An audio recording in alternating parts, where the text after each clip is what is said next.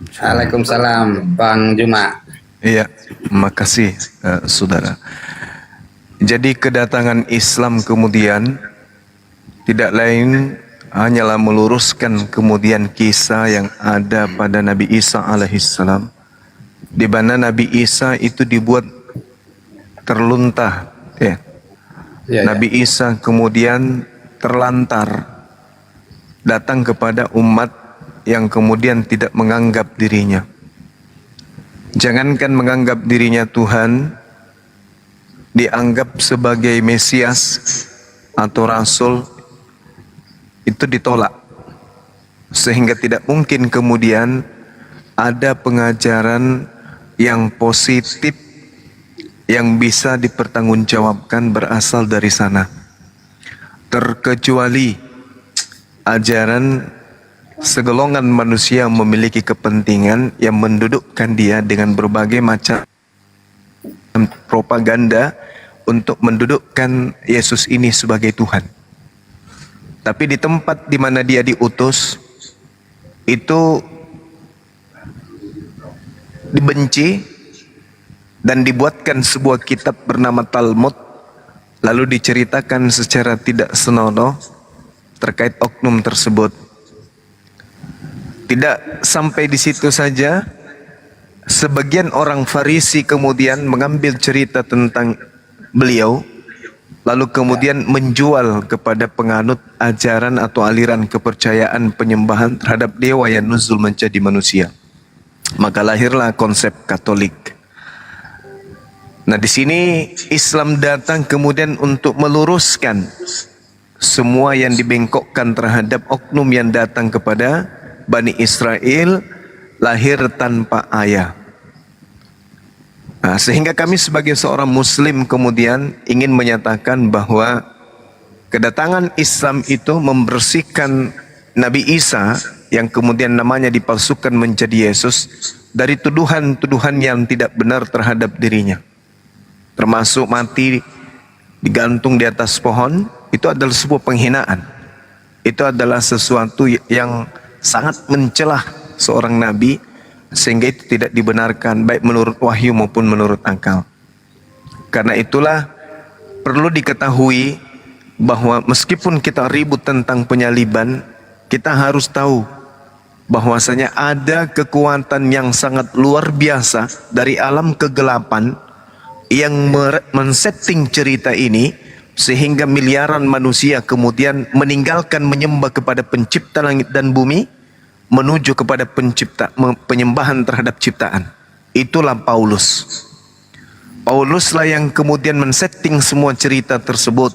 Kita harus tahu komponennya. Pertama, Paulus memiliki murid bernama Lukas. Kemudian Paulus men-setting seseorang bernama Petrus. Petrus juga memiliki seorang murid bernama Markus. Dari kekuatan inilah kemudian muncul doktrin dan dogma Yesus mati di atas tiang salib untuk menebus dosa-dosa manusia. Maka semua upaya digerakkan untuk supaya manusia terhipnotis bahwa penyaliban yang terjadi itu adalah cakupannya untuk penyelamatan. Padahal sesungguhnya yang harus menjadi pijakan kita dalam berdialog adalah makhluk apa yang datang kepada Paulus yang mengaku sebagai Yesus. Ketika dia ke Damsyik, ada makhluk yang datang kepadanya. Siapakah engkau Tuhan? Makhluk itu berkata, aku adalah Yesus. Nah, ini biang keroknya. Ini ujung pangkalnya. Makhluk apakah yang datang kepada Paulus ini? Apakah dia benar-benar Yesus atau justru dia adalah Lucifer? Dia adalah iblis yang datang menyesatkan manusia melalui perantaraan tangan Paulus. Untuk itu saya mengajak teman-teman sini untuk saling mencari siapa makhluk yang mengaku akulah Yesus ini. Silakan. Ya. Kalau saya kan umat biasa, Bang Juma. Ya. Saya kan umat, bukan seorang pengrajin baca kitab suci. Cuma saya tadi kebetulan tiba-tiba semangat mau berdiskusi dengan Bang Nandar sama teman-temannya tadi. mengenai pertanyaannya Bang Juma, siapakah yang bercakap dengan Paulus ini? Siapakah engkau, Tuhan? Ini kan yang Bang Juma kejar, saya juga kejar. Kira-kira siapa ini? Tetapi saya mau katakan Paulus ini kan sebenarnya orang pemberontak juga, orang penjahat juga pada zaman itu, kalau saya tidak salah baca. Tapi dari situ Paulus mulai bertobat bahwa yang berinteraksi sama dia tadi ini Yesus benaran.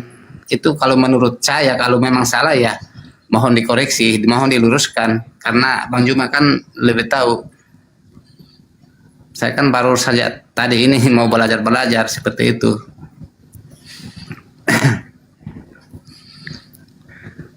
Oke. Iya. Jadi kita kembali ke Yesus dulu. Ketika kita bertanya kepada Yesus, andai kita hidup sezaman dengan beliau, kita tanya, Saudara Yesus, aku ingin tanya, ini anggaplah kita sebagai murid. Ya. Kapankah kedatanganmu yang kedua? Setelah kamu terangkat ke bumi, kedatanganmu yang kedua itu kapan? Maka Yesus akan memberikan petunjuk di dalam Matius 24, aku datang nanti, ketika kemudian timur sampai ke barat. Kedatanganku nanti untuk yang kedua kalinya, aku beri tanda, yaitu seperti kilat memancar dari sebelah timur dan melontarkan cahayanya sampai ke barat. Demikianlah kelak kedatanganku untuk yang kedua kalinya. Apakah itu sudah terjadi? Dari sejak abad pertama sampai sekarang, apakah itu sudah pernah terjadi?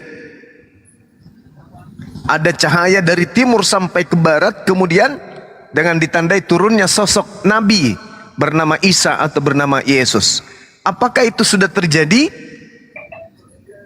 Ya, kalau itu secara kasat mata kan memang belum. Tetapi kalau pemahaman saya sebagai Katolik, ya mungkin kedatangan kedua itu dia caranya bukan, pasti cara-cara lain ya, dengan cara-cara lain. Kedatangan kedua itu mungkin sebagai imam Katolik itu ya ketika seseorang yang dalam sakratul maut sudah mau menghabisi napasnya, tiba-tiba tertolong lagi, artinya dapat kesembuhan lagi. Itulah bukti kedatangan kedua kalau menurut saya sebagai Katolik. Cara memahaminya seperti itu, Bang Juma. Iya. Iya, itu saya. Cara memahami seperti itu. Kedatangan keduanya itu seperti itu. Ketika orang sudah dalam sakratul maut atau sifatnya mendadak sekali, mau menghabisi napasnya, lalu dia selamat lagi. Itu dari saya mungkin cara memandangnya, memahaminya seperti itu. Ya, baik. Nah, sekarang ketika Yesus mengatakan bahwa kedatanganku yang kedua itu ditandai dengan adanya kilat yang menyambar dari timur sampai ke barat. Itu disampaikan di dalam Matius 24. Nah, sekarang permasalahannya adalah, yang pertama, Yesus memberikan kode kepada pengikutnya. Tanda kedatanganku yang kedua adalah seperti kilat memancar dari sebelah timur dan melontar cahayanya sampai ke barat. Demikian pula lah kelak kedatanganku yang kedua. Oleh karena itu kata Yesus, camkanlah aku sudah mengatakan terlebih dahulu kepadamu. Apabila ada orang berkata kepadamu, lihat Yesus ada di padang gurun, jangan kau pergi ke situ. Atau lihat Yesus ada di dalam bilik, jangan kamu percaya. Sebab kata Yesus, kedatanganku ditandai seperti kilat yang menyambar dari timur ke barat. Pertanyaannya, berarti siapa yang datang kepada Paulus ini? Karena Yesus mengatakan jangan percaya ketika ada orang yang mengaku bertemu dengan aku di padang gurun lagi. Paulus mengaku bertemu Yesus pada saat dia ke Damsyik, ada suara yang dia dengarkan, akulah Yesus yang kau aniaya. Berarti yang datang kepadanya adalah Yesus. Berarti itu kedatangan yang kedua. Sementara kedatangan keduanya nanti itu adalah berakhir dengan kilat yang memancar dari timur sampai ke barat. Nah, lalu kenapa ada pengakuan seorang Paulus bertemu dengan Yesus? Ini siapa yang datang kepada Paulus ini? Silakan. Ya, ini tadi yang kata Yesus kedatangan keduanya itu di Matius berapa, Bang Juma? 24 nomor 27 dimulai dari satu perikop data nomor 15-nya. Ada pembinasa keji yang kemudian mengaku bertemu dengan Yesus. Nah, itu perlu diketahui. Ya, Matius berapa tadi? 24. 24 satu perikop dari nomor 15 sampai nomor 27. Ya, pengkhotbah tentang akhir zaman ya. Betul. Permulaan ini perikopnya bagaimana ini? Perikop dari Matius 24, siksaan yang berat dan Mesias palsu. Waduh, ini beda perikopnya, Bang. Matius 24 nomor 15. Matius 24, Matius 24 nomor 15. Ya, sampai nomor 27. Dan Mesias palsu. Oh ya, betul, siksaan Mesias palsu. Kalau saya ini orang terbelajar, Pak Bang Juma, bosku. Ini dari Matius ini kan belum, dari bacaan ini kan belum sampai ke peristiwa penyaliban, kebangkitan, dan penampakan. Jadi saya juga orang terpelajar untuk memahami ini lebih dalam dengan jelasnya mengenai alarm yang diterima yang diterima oleh Paulus ini ketika dia bilang, siapakah engkau Tuhan? Nah, lalu seperti yang Bang semua sampaikan, siapa makhluk ini? Tapi dia mengaku, saya Yesus yang kau aniaya. Nah, artinya ini saya sendiri yang bisa, artinya pribadi saya, bukan mewakili semua umat Katolik, bukan mewakili semua orang Kristen, bukan. Kalau saya sendiri melihat reaksi Yesus menjawab, akulah Yesus yang kau aniaya. Artinya di sini Yesus itu menampakkan diri kepada Paulus itu supaya Paulus itu bertobat, berhenti dari kejahatannya, sehingga Yesus bisa memilih dia untuk menyampaikan lagi peristiwa kebangkitan dan kisah-kisah selanjutnya ke depannya itu seperti apa, sehingga orang-orang di Korintus, di mana itu bisa mengetahui hal kebangkitan ini, seperti itu.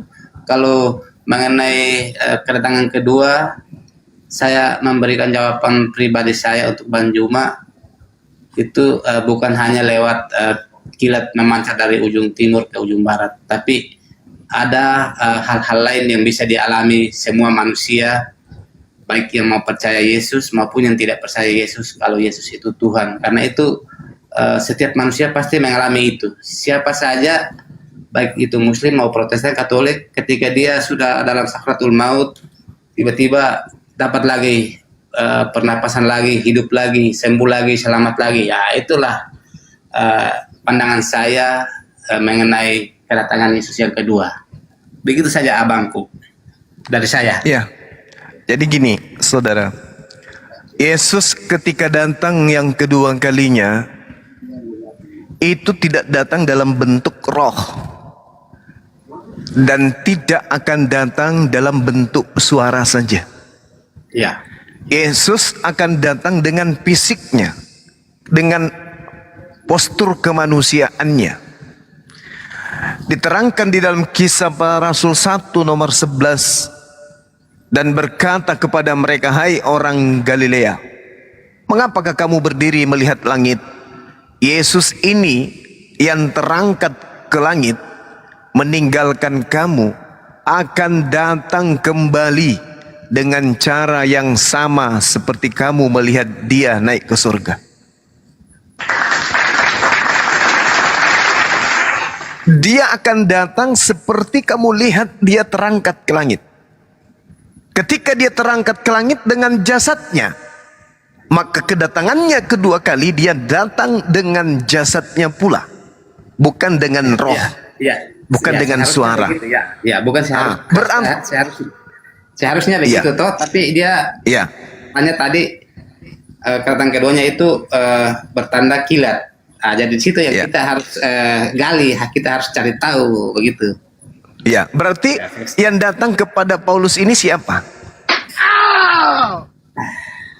Ya, kalau yang merespon pertanyaan Paulus, siapakah engkau, Tuhan?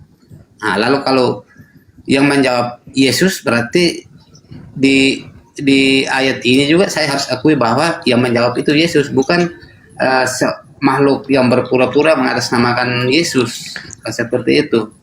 Ya, inilah yang kita harus kupas tuntas. Dari mana kita tahu bahwa itu adalah Yesus?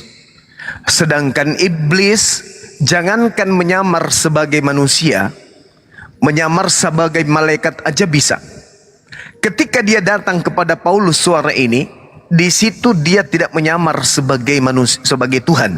Dia tidak menyamar sebagai malaikat, tetapi dia menyamar sebagai manusia. Manusia Yesus. Apa buktinya? Kisah Para Rasul 22 nomor 8. Jawabku, siapakah engkau? Apakah engkau Tuhan? Katanya, akulah Yesus, manusia Nazaret. Berarti suara ini mengaku sebagai manusia. Iya. Nah, sedangkan di dalam Bible dikatakan iblis bisa berubah menjadi malaikat terang. Apalagi kalau hanya sekedar menjelma menjadi manusia. Dia mengaku, akulah manusia Yesus dari Nazaret yang kau aniaya. Sekarang permasalahannya adalah, bisakah iblis menyamar sebagai manusia?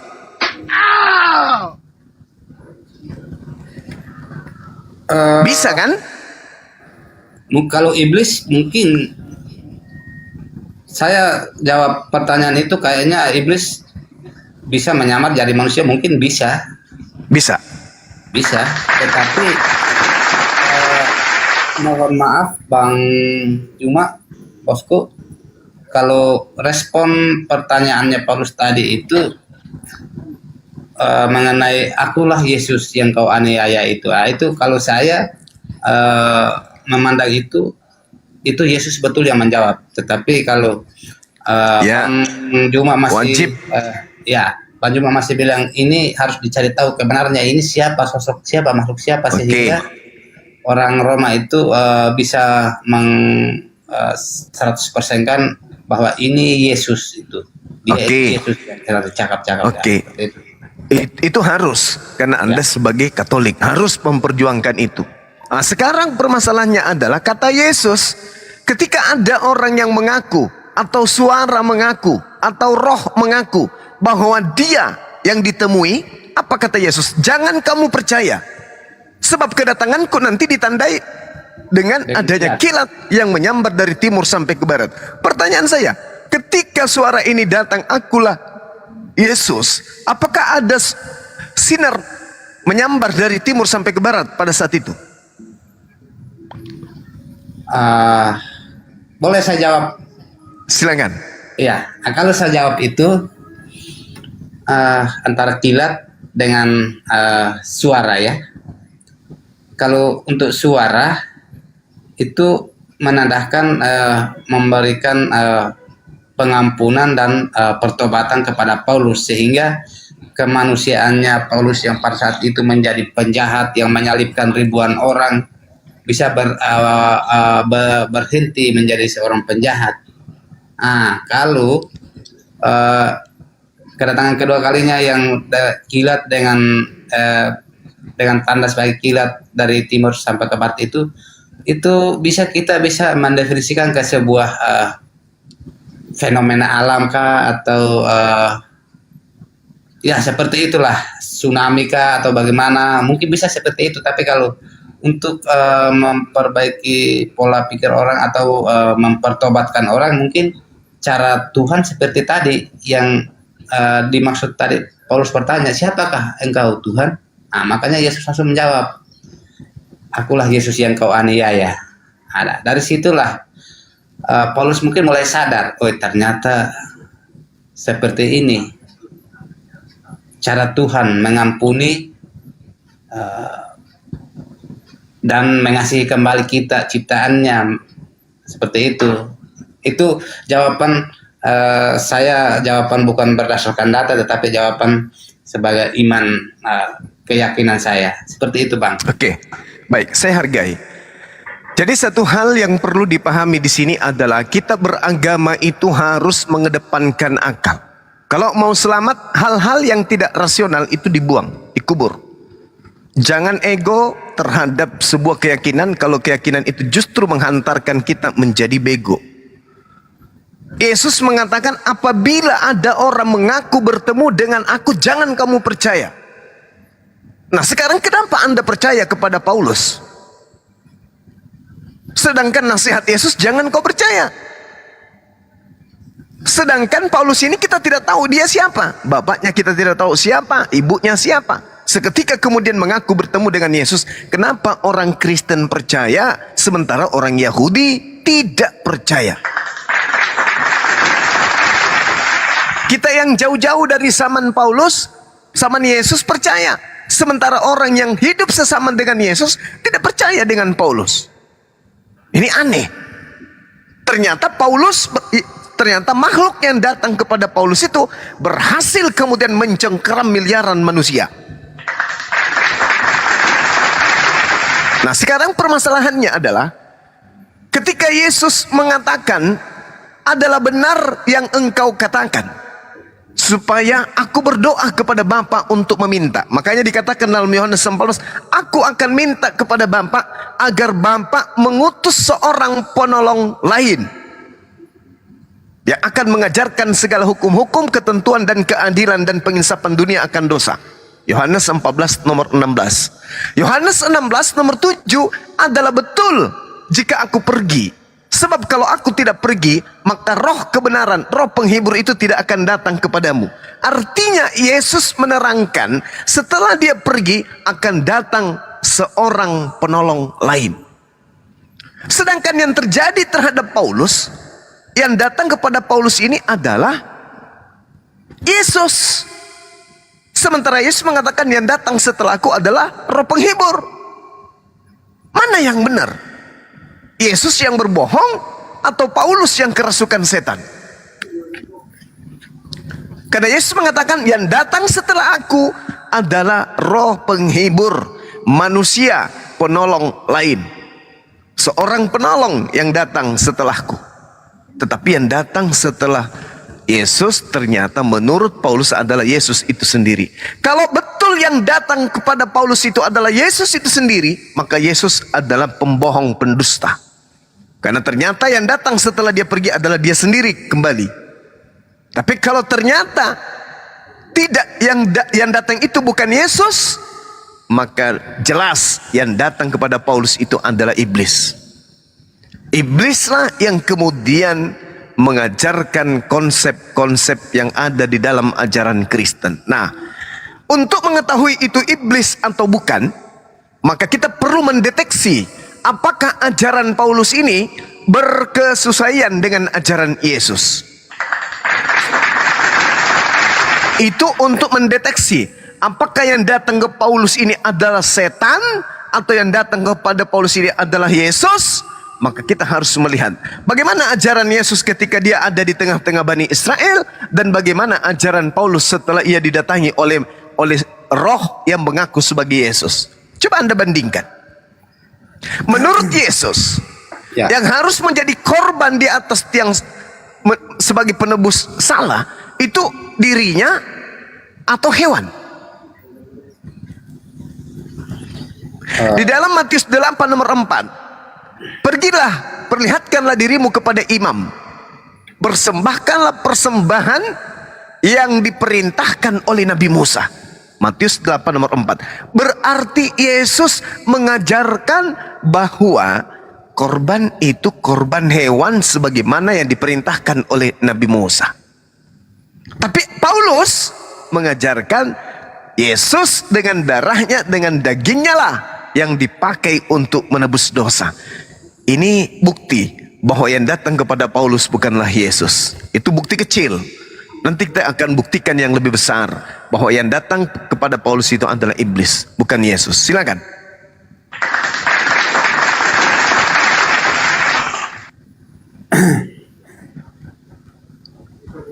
Oke, Bang Zuma, nanti kita lanjut lagi. Mungkin ada teman